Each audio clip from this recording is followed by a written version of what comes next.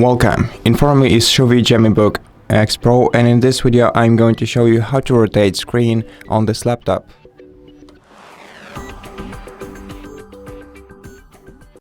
To do it, first tap on the Start menu, then open Settings.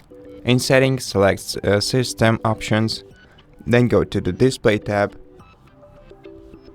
then find Display Resolution, Display Orientation option, and change the orientation by expanding this list and selecting the orientation that you want to change to.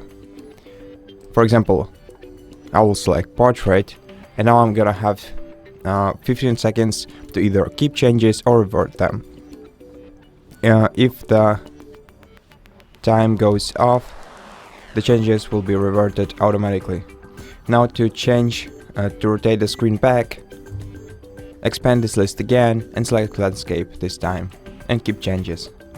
And that's it. Thank you for watching this video. If you liked it, consider subscribing to our channel, leave us a like and a comment below, and I'll see you in the next one.